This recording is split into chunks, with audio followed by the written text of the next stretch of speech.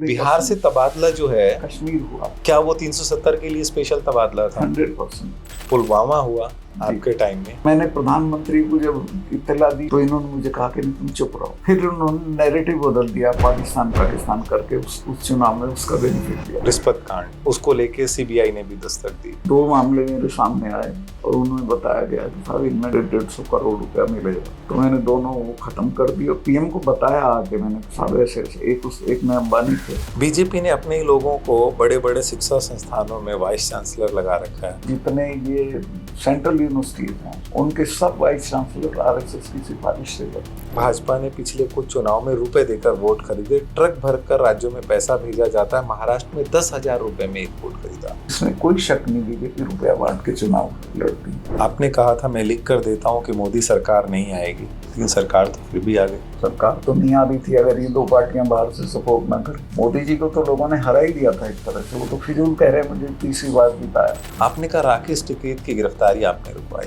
राकेश टिकैत जब रोए, मैं कहा तुम बेफिक्र हो, मैं फौरन घर आया और मैंने फौरन अमित शाह साहब को फोन किया और उसको रुकवाया। किसान 1 साल सड़क पर बैठे रहे मलिक साहब, जरूरत थी 1 साल बैठने की? क्या करते, सुनवाई नहीं हो रही थी। फिर मैं इनसे मिलने गया प्रधानमंत्री से, बोले कैसे आए, उनका साहब ये पड़े हैं इतने दिन से, इनसे बात कर लो, छोड़ो अस्पताल चले जाएंगे। एमएसपी को लेकर अभी भी लड़ाई जारी है। एमएसपी नहीं हटाएंगे, एमएसपी पर नहीं कुछ करेंगे, उसका कारण है अदानी।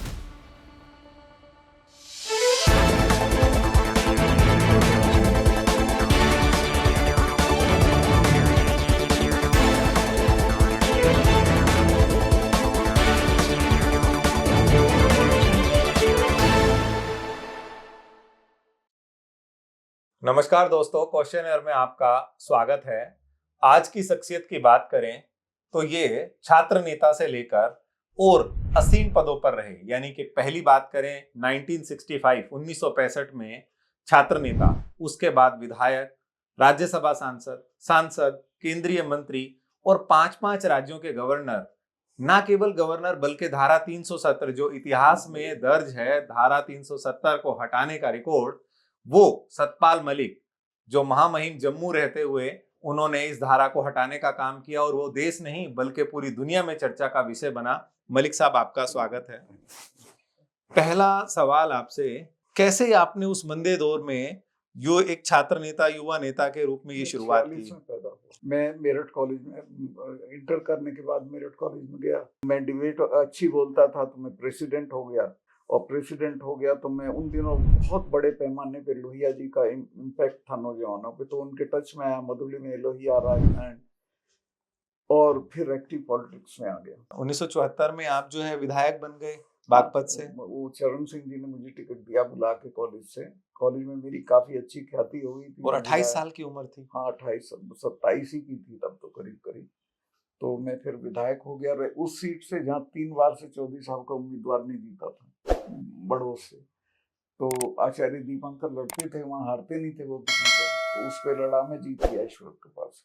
मतलब परिवार में राजनीति थी नहीं, कौन सा ऐसा चक्की का आटा खाया कि इतनी स्पीड आप शुरू से ही पकड़ गए? नहीं, ऐसा नहीं था। परिवार में मेरे फादर फ्रीडम फाइटर थे और हमारा परिवार जो है काफी वेल कनेक्टेड था, लेकिन राजनीति में किसी का रुझान नहीं था मेरे अलावा। आप 1975 में ऑल इंडिया जनरल सेक्रेटरी बन गए, लोक दल के इतने चहीते हो गए। जी, चौधरी साहब मुझे बहुत प्यार करते थे। और 1980 में आपको राज्यसभा भेज दिया गया लोक दल से। जी। इतनी जल्दी जो सीढ़ियां चढ़ने की वजह थी मलिक साहब? आप हैरत करेंगे, मैंने कभी टिकट के लिए कहा नहीं कि मुझे राज्यसभा भेज दो। मुझे चौधरी साहब बुला के कहते थे बेटा मैं वहाँ भेज रहा हूँ, ठीक है साहब। तो बहुत मुझे प्यार करते थे।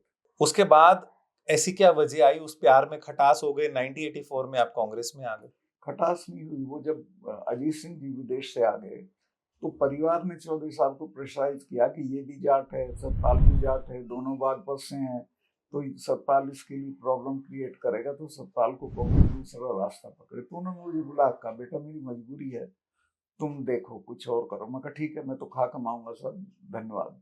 तो मेरे कभी उनसे रिश्ते नहीं बिगड़े, उनके खिलाफ मैं कभी नहीं बोला पूरी जिंदगी। आप जब कांग्रेस में आए तब इंदिरा जी जिंदा थी जी। और उसके 2 साल बाद, हालांकि थोड़े दिन बाद उनका निधन हो गया, लेकिन 2 साल बाद आपको फिर से कांग्रेस ने भी जो है राज्यसभा सांसद बनाया। हाँ, मेरे बहुत अच्छे संबंध थे इनसे, अरुण नेहरू साहब से। तो इन्होंने मुझे भेज दिया। तो इतनी जल्दी वहां भी आप जो है उनके चहीते हो गए, लेकिन 1987 में जी। बोफोर्स से आपकी नाराजगी हो गई। बोफर्स वाज द इशू जिस पे स्टैंड लेना चाहिए था, मैंने सोचा और मैंने लिया। मैं अब वीपी सिंह के साथ खड़ा हुआ। जब वीपी सिंह जी की मीटिंग नहीं होने दे रहे थे, तब हम ही उनको लेके गए मुजफ्फरनगर, मेरठ, बागपत, और उसमें राज्यसभा छोड़ी मैंने। 4 साल की राज्यसभा मेरी बाकी थी, 3-4 साल की। बलिदानी तो आप शुरू से ही रहे, हाँ, लेकिन इतना तो छोड़ना चाहिए। 1987 में जब आप जो है आपने अपनी जन मोर्चा जी। पॉलिटिकल पार्टी बनाई जी। और फिर तुरंत जो है थोड़े दिनों बाद ही जो है उसका विलय कर दिया। मैंने नहीं बनाई, वो तो वीपी सिंह जी की पार्टी थी, उसमें रहे हम। 1988 में जो जी। है मर्ज विद जनता पार्टी, जी। और उसके बाद की यदि बात करें मलिक साहब, 1987 से 91 तक जी। Appointed as the secretary of the spokesperson Janata Dal. जी। जी। फिर से गुणगान किया। नहीं, गुणगान क्या था, वो तो वो हमारे कन्विक्शन की पार्टी थी जनता दल। 89 में लोकसभा एमपी अलीगढ़, जी। ये क्षेत्र से फिर अचानक से उसमें दूसरी ये दिशा। हुआ कि अजीत सिंह जी भी वीपी सिंह की पार्टी में थे, मैं भी था। तो बागपत मेरी गृह सीट पड़ती है, लेकिन वहाँ अजीत सिंह जी को लड़ना था। तो मुझे वीपी सिंह जी ने कहा कि तुम बुलंदशहर लड़ो या वहाँ लड़ो, अलीगढ़। तो फिर मैं अलीगढ़ ऑप्ट किया।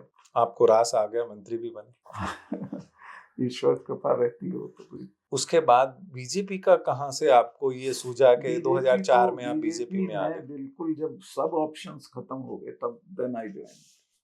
2004 में। हाँ, हाँ। तो 2005 से 6 सारी आपको, पार्टियां खुर्द-बुर्द हो गई थी, कोई बचा ही नहीं था, सब लोग इधर-उधर चले गए थे।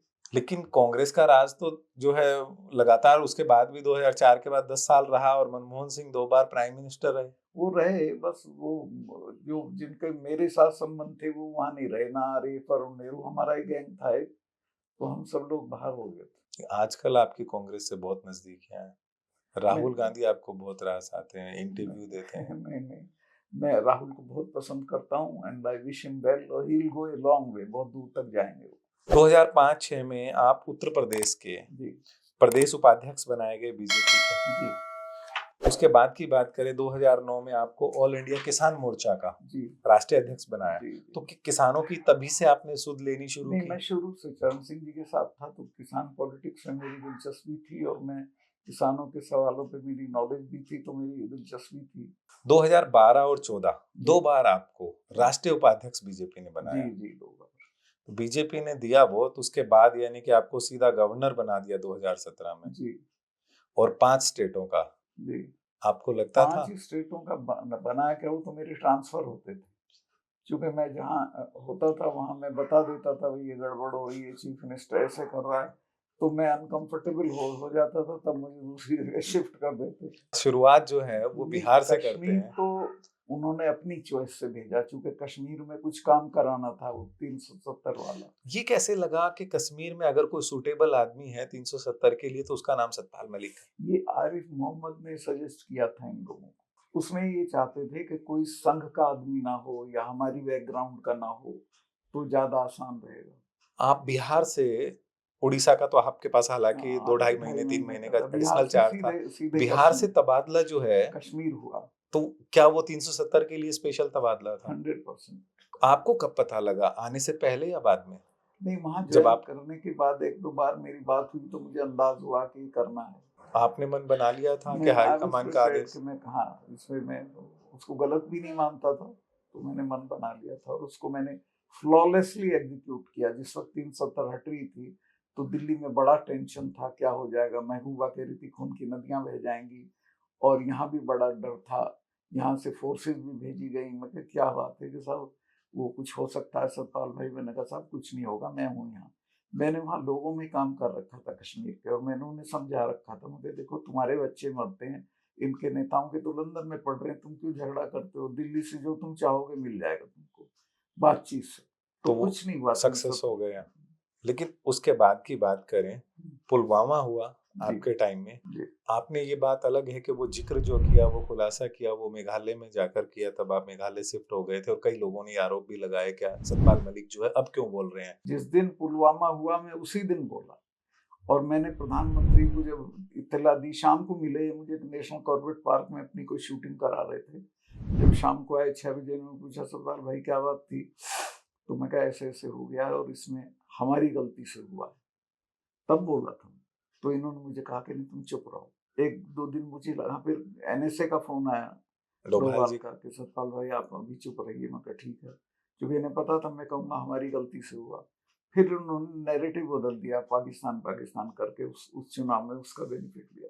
बालाकोट हुआ था या नहीं? बताते तो हैं पर वहाँ कोई सबूत तो मिले नहीं बालाकोट होने, पर हमारी फोर्सेज ने किया था, इसलिए मैं उन्हें सपोर्ट करूंगा कि हाँ बालाकोट हुआ था। उसके बाद आपको जब गोवा शिफ्ट किया गया तो आपको ये मलाल रहा कि आपको जो है इतनी जल्दी वहां से तबादला कर दिया और आपको गोवा शिफ्ट कर दिया? नहीं, वो तो इसलिए होना था कि जम्मू कश्मीर यूनियन टेरिटरी बना दी थी, तो वहाँ गवर्नर हो ही नहीं सकता, एलजी होता है, तो कहीं ना कहीं जाना था, तो Goa was not a bad choice. आप गोवा होते हुए जब आपको जाटों के एक सम्मेलन में विज्ञान भवन बुलाया जी, तो आपने कहा कि जाटो तुम इतने बावले मत रहो, भोले मत रहो, सब आ आप गए वहाँ तो। वहाँ आइए हाँ, और मैं आपको उन कमरों में ठहराऊंगा जहाँ मोदी जी और राष्ट्रपति जी ठहरते हैं। जी, आया तो नहीं कोई भी। लेकिन हमने सुना था गवर्नर तो गवर्नर होता, गवर्नर जाट भी होता जी।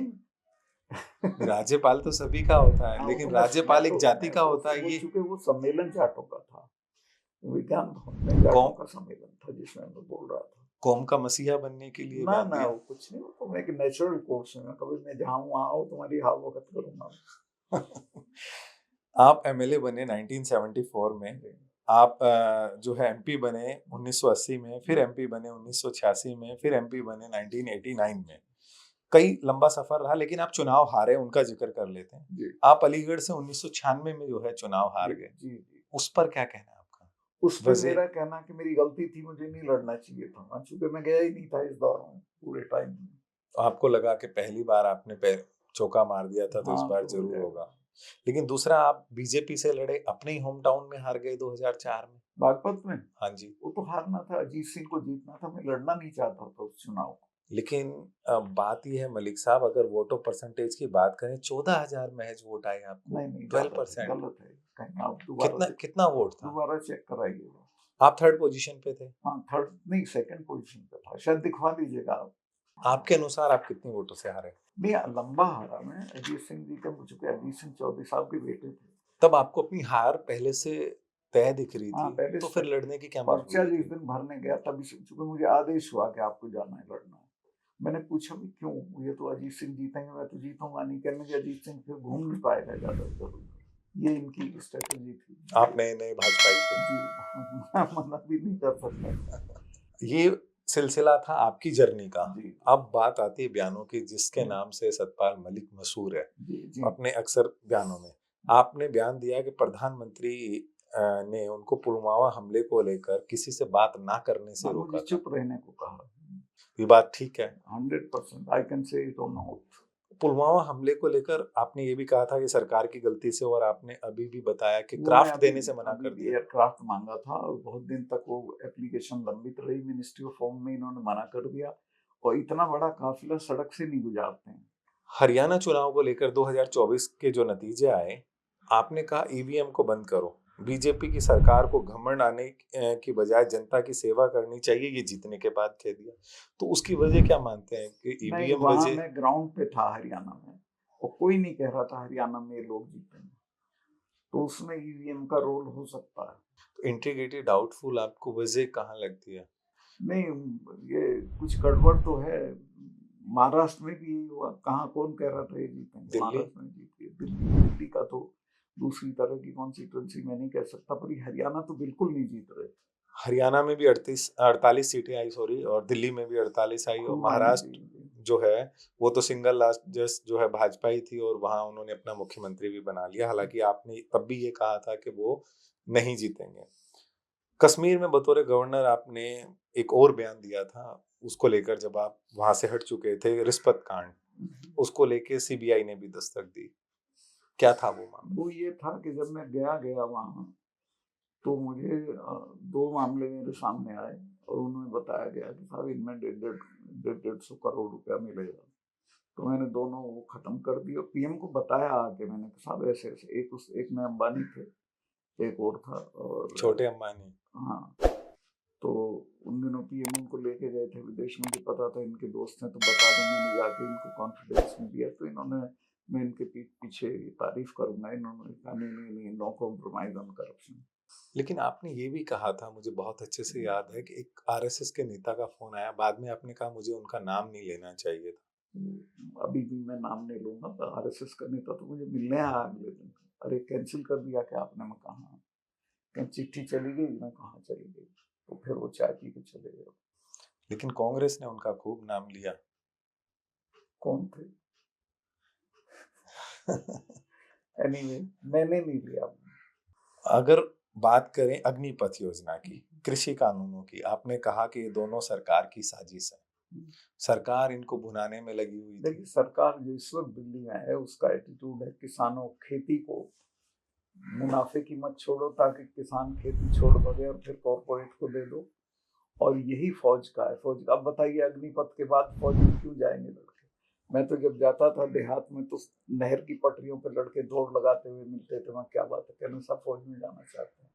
अब तो कोई इंटरेस्टेड है नहीं, कौन 3 साल 4 साल के लिए मरने जाएगा। फार्मर प्रोटेस्ट का आपने बड़ा साथ दिया, लेकिन अब कई दिनों से फार्मर बैठे थे और जुम्मा अभी जो है 2-4 दिन पहले ही पंजाब सरकार ने उनको खदेड़ दिया, अब कोई रिएक्ट नहीं। मेरे पैर में दिक्कत थी तो मैं चूंकि जा नहीं सकता था, लिहाजा मैं उससे बोला नहीं, और फिर ये नहीं कि हर चीज पे आप ही को बोलना चाहिए। आपने ये कहा कि मोदी जी के दोस्त अदानी हैं और उनकी वजह से एमएसपी लागू हाँ, नहीं होगा। एमएसपी अदानी की वजह से ही नहीं, चूंकि अदानी ने पानीपत और उसके आसपास बड़े बड़े गोदाम खोल के गेहूं और चावल खरीद के डाल रखा है। एमएसपी लागू हो जाएगा तो अडानी को नुकसान हो जाएगा।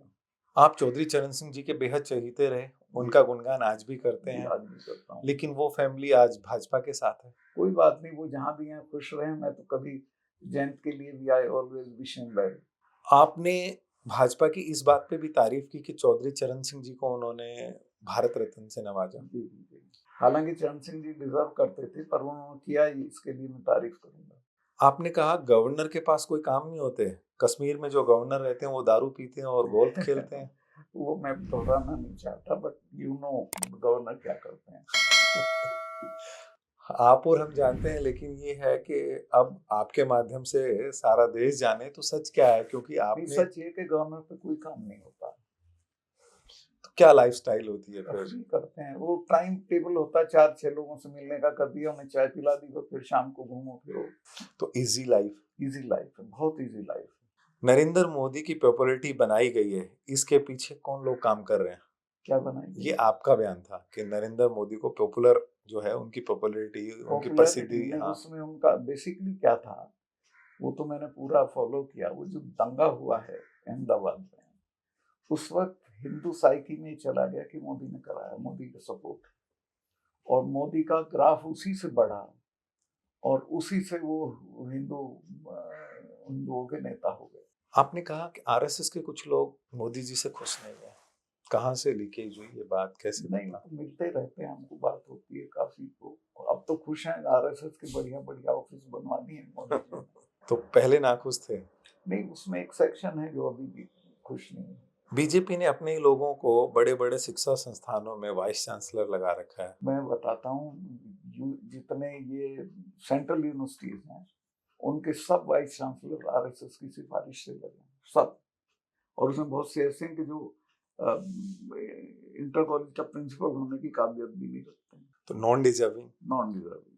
आपकी अगली, यदि मैं जब कश्मीर में था, जी जी, तो संघ के बहुत इम्पोर्टेंट वहाँ के रादर सबसे इम्पोर्टेंट आदमी मुझे मिलने आया, उन्होंने कहा कि साहब ये लद्दाख में इस आदमी को आप बना दें वाइस चांसलर। वो रहने वाला जम्मू का था। मैंने कहा साहब ये बताओ कि लद्दाख यूनियन टेरिटरी बनी है तो ये कोई आपके लिए तो बनी नहीं है, तो वहीं के लोगों के लिए बनी, यूनिवर्सिटी बनी थी तभी ताज़ा जी जी। तो मैं तो वहीं के लोगों को बनाऊंगा। तो मैंने वहाँ का जो चीफ सेक्रेटरी रिटायर हुआ था, बहुत ईमानदार, उसको बनाया। कौन थे वो आदमी? नाम मुझे याद नहीं आ रहा, but he was a very good choice.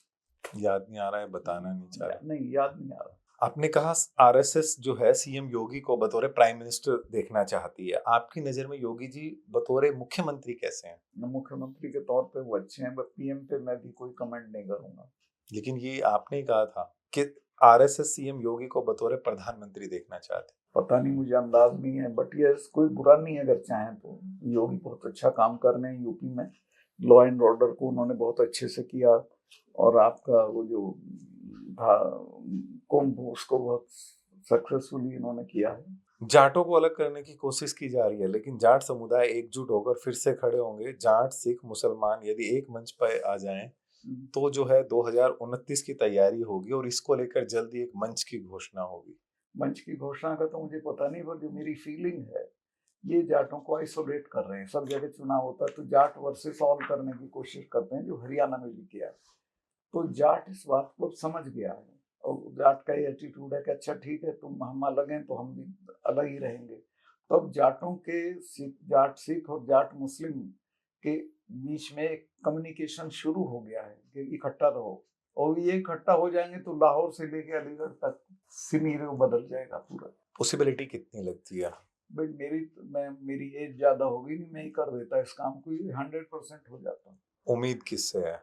उम्मीद तो किसी से नहीं, उम्मीद तो खुद ही है। जाट खुद बहुत अलर्ट कम्युनिटी है, वो खुद ही कर सकते हैं। पर ये हो सकता है, ये इनको ये जो जाटों को आइसोलेट करने की कोशिश। अलर्ट कम्युनिटी से याद आया कि आपने विज्ञान भवन में ये भी कहा था, हरियाणा वालों को देखो उन्होंने सब कुछ उखाड़ फेंका। क्या वायलेंस को सपोर्ट कर रहे थे? नहीं, वायलेंस को नहीं सपोर्ट कर रहा, मिलिटेंसी जो है जाट की, आपने कहा वो ठोकते हैं, और देखो हरियाणा में कैसे ठोका। मनोहर लाल गवर्नमेंट जब फर्स्ट फेज में थी, याद नहीं आ रहा, 2014 में जब ये गवर्नमेंट बनी, हाँ विज्ञान भवन में आपका बयान था। आपने कहा बीजेपी फूट डालकर राज करती है, भाजपा ने पिछले कुछ चुनाव में रुपए देकर वोट खरीदे, ट्रक भरकर राज्यों में पैसा भेजा जाता है, महाराष्ट्र में 10,000 रुपए में एक वोट खरीदा। किस तरह की मतलब बातें हैं, इनका आधार क्या है? इनमें तो मैं कन्विंस्ड हूँ, महाराष्ट्र में तो बहुत पैसा इन्होंने खर्चा किया, जिनके मोहल्लों में, घरों में रुपए बटे, उन्होंने मुझे बताया। यहाँ भी ये जो हमारी झुग्गी झोंपड़ी यहाँ की लेडीज काम करती हैं, वो बताती हैं जी सारी रात हमारे इसमें रुपया बना। दिल्ली चुनाव में बीजेपी, इसमें कोई शक नहीं, बीजेपी रुपया बांट के चुनाव लड़ती है। लेकिन समझने की जरूरत ये है मलिक साहब कि बीजेपी पैसे की ताकत से चुनाव जीती है, मशीन की ताकत से? नहीं, आपने ईवीएम पे भी सवाल उठाया। भी है, ये भी है, फिर बीजेपी का एक इमेज बना है प्रो हिंदू, उसका भी इस्तेमाल करते हैं। ऐसा नहीं कि सिर्फ पैसे से जीतती, पर पैसा खूब खर्चा करते हैं वो। उसमें दूसरों के पास उतना पैसा नहीं है जितना वो खर्चा करते हैं। तो बीजेपी तो लंबे समय राज में भी नहीं थी, फिर इन लोगों के पास अर्जित कहाँ से हुआ? वो अचानक हो गया राज बनते। आप देखें मिसाल के तौर पे आरएसएस के और बीजेपी के जो ऑफिस हैं, मैं एक दिन गुजर रहा था डीएलएफ से, वहाँ जो बीजेपी का ऑफिस बना है स्टेट का, it's like a 5 star hotel, जो अभी झंडे वाला में बना। सब जगह जिला लेवल पे इतने, हाँ, हर जिले में ऑफिस बने हैं। आपने कहा चुनाव आयोग कुछ नहीं करता, और जो फॉर्मर चुनाव आयुक्त हो गए अब तो राजीव कुमार, वो मोदी जी के जिताने में मदद करते हैं, तो उनका वर्किंग स्टाइल क्या है, फिर वो कैसे मदद करते हैं? उनका ठीक नहीं था, सुनवाई नहीं करते थे दूसरे लोगों की।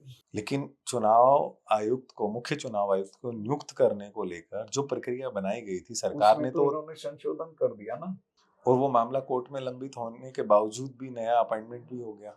उसको जब पैसा पहले जैसी व्यवस्था थी वो करनी चाहिए। बीजेपी 24 घंटे राजनीति में एक्टिव रहती है, लेकिन बाकी पार्टियां निकम्मी हैं, उनका एक ही व्यक्ति काम करता है, बाकी कुछ नहीं करते। बिल्कुल सही है, बीजेपी के इतने अनुषांगिक संगठन हैं, सब एक्टिव रहते हैं, और बाकी अपोजिशन पार्टीज का उस तरह का नहीं, खासतौर से कांग्रेस का नहीं है, जो करना चाहिए कांग्रेस को। राहुल से मिले, समझाया नहीं? उस वक्त में किसी और सिलसिले में बात हुई थी, पर मुझे मिलेंगे तो मैं उन्हें कहूंगा कि जरूर राहुल ही वो सही रास्ते पे सही बातें बोल रहे हैं, he is making good noises. कभी कभी बीजेपी की तारीफ करते हैं, जो करनी चाहिए वो वाजिब बात होगी, या फिर कुछ मजबूरी हो जाती है उस तारीफ के पीछे? कहाँ की मैंने तारीफ? आपने उनके संगठन को बेहतर बताया, वो है तो फैक्ट। फिर आप कहते हैं कि तंत्र से और ताकत से और पैसे के धन बल से चुनाव जीतते हैं। संगठन भी है, वो 24 घंटे राजनीति करते हैं, ये भी है, पैसे का भी है, ईवीएम भी है, सब चीजें हैं इकट्ठा हो, यानी कि सब मल्टीप्लाइड। एक बयान आपने राहुल गांधी को इंटरव्यू में दिया था, और वो इंटरव्यू 2023 में यानी कि लोकसभा चुनाव से पहले था। आपने कहा था, मैं लिख कर देता हूँ कि मोदी सरकार नहीं आएगी, लेकिन सरकार तो फिर भी आ गई। सरकार तो नहीं आ रही थी अगर ये दो पार्टियां बाहर से सपोर्ट ना करें। भाई सरकार तो मोदी जी की नहीं आई, यानी कि तोड़ जोड़ के आई। नहीं, तो उन्होंने 2 पार्टियों ने बाहर सपोर्ट किया, नीतीश कुमार, नीतीश कुमार और चंद्रबाबू नायडू। तो सरकार कहाँ आई? मोदी जी को तो लोगों ने हरा ही दिया था एक तरह से, वो तो फिजूल कह रहे हैं मुझे तीसरी बार जिताया। 21/5/2023 को आपका एक बयान आया कि अगर बीजेपी चुनाव जीतती तो आगे चुनाव ही नहीं होंगे, ना कोर्ट रहेगी, ना फौज रहेगी, ना ऐसा सिस्टम रहेगा जो इन लोगों को कंट्रोल करे। जिस दिन इनके पास 3/4 नंबर हो जाएगा पार्लियामेंट में, तो ये सब सिस्टम बदल देंगे। अभी भी मेरा कन्विक्शन। क्या आप बताएं, एक बार एक्सप्लेन करें क्या होगा, कैसे होगा? ये कहेंगे कोई चुनाव की जरूरत नहीं है जब हम ही जीत रहे हैं तो। और इनके यहाँ एक सेक्शन है जो ये कहता है कि जो मिस्र में है जिस तरह का और उन कंट्रीज में है तो वो आपको करना चाहिए, क्यों झगड़े में पड़ते हो। रसिया वगैरह, रशिया वाला तो नहीं हो सकता इनके यहाँ, चूंकि वो सिस्टम इनके पास नहीं है पार्टी का। पर ये कोई खुश नहीं है चुनाव होने से। ट्रंप ने जो 182 करोड़ रुपए को लेकर बयान दिया इंडिया में चुनाव को लेकर, उसमें कितना लॉजिकल नहीं पता, मुझे तो मिले नहीं। आपने कहा ना तो पार्टी छोड़ूंगा जी, ना चुनाव लड़ूंगा जी। तो क्या फिर भाजपा की मदद करेंगे? भाजपा में मैं किसी की मदद नहीं, मेरी एज हो गई है, मैं कोई किसी की मदद नहीं करूंगा। आपके बयान पे किसान भी खड़ा है, हाँ, आपकी कौम भी खड़ी है, जवान भी खड़ा है। जो किसानों के पक्ष में पार्टी होगी वो 99% कांग्रेस होगी, मैं उनकी मदद करूंगा। भाजपा से विदा क्यों नहीं ले रहे? ले ली, मैं कहाँ भाजपा में। अब आप कहाँ हैं, किसके साथ हैं? मैं कहीं नहीं हूँ, मैं इंडिपेंडेंट हूँ, I am a freelance person. आपने किसानों की मीटिंग जहां हम बैठे हैं इसके यहाँ नीचे पार्क में बुलाई। जी जी। फिर उसके बाद पुलिस का दखल हो गया, ना तो पुलिस ने आपको बुलाया ना आपको हिरासत में लिया, लेकिन आप थाने में जाके धरने पर बैठ गए। नहीं, वहाँ जहाँ हमारी मीटिंग हो रही थी, मीटिंग क्या खाना था वो खाप के लोगों का, तो वहाँ पुलिस आई और उसमें डीसीपी और एसीपी के लेवल के अफसर आए बहुत बड़े पैमाने पे और बस लेके आए और उन सबको कहा कि साहब आप यहाँ से जाइए, मगर जाएंगे तो नहीं हम। कहने फिर आपको हम हिरासत में लेते हैं, ले चलो। फिर एक बस भर के तो कहीं और ले गए, फिर मुझे आर के पुरम थाने में ले गए।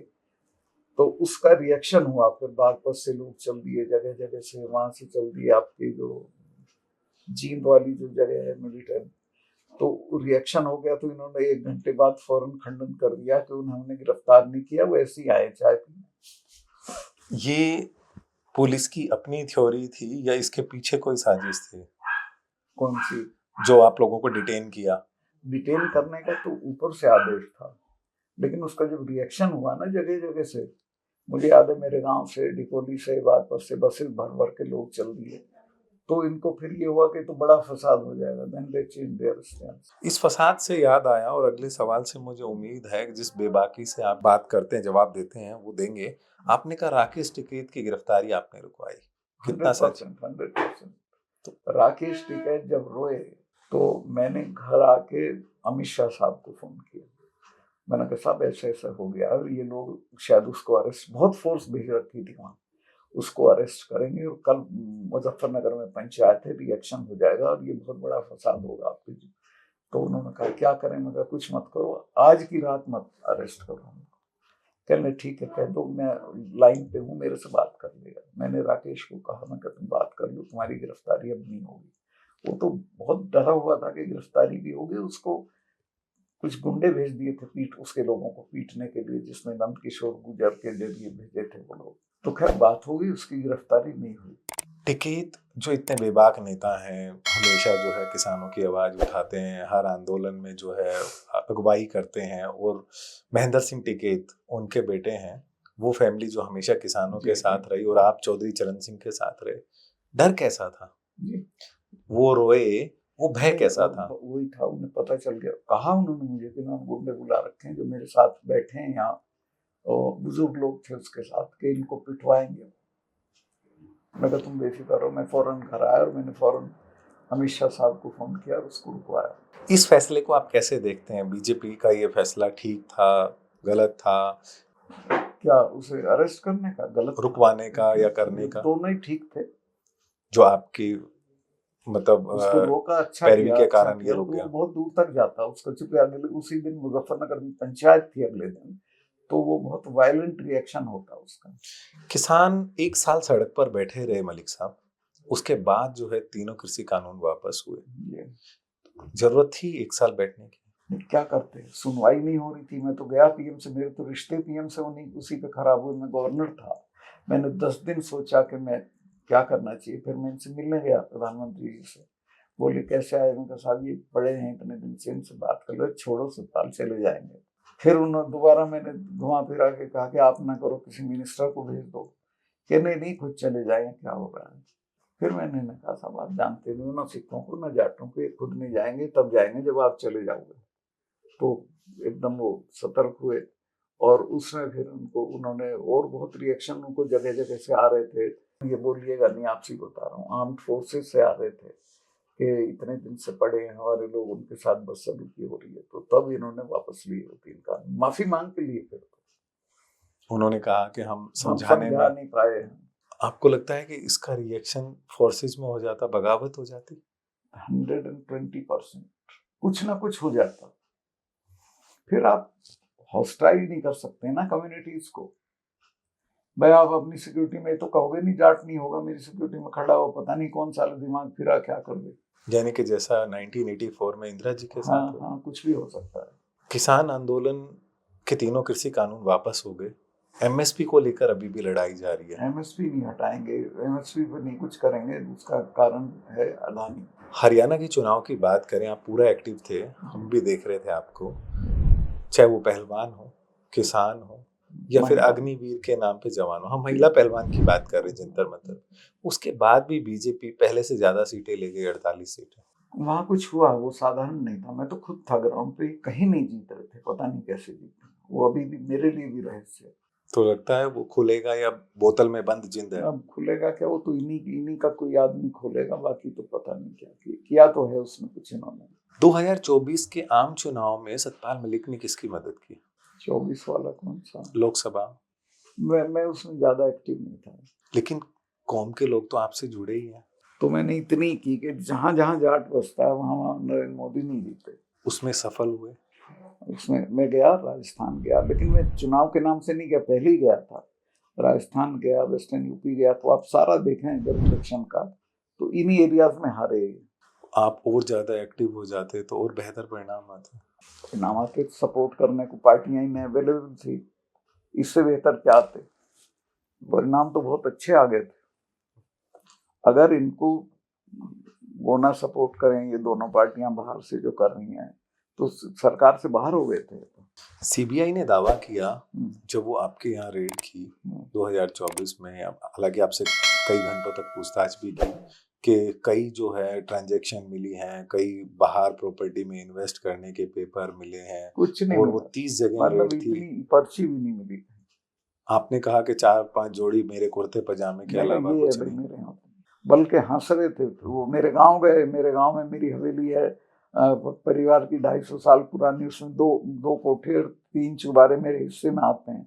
वहाँ हमारे चचा के लड़के उड़के रहते हैं, उन्होंने घुसा दिया अंधेरे में, ये है नहीं, इसमें चले जाओ, भूत है इसमें, भाग लिए वहां से। तो कहीं कुछ नहीं मिला।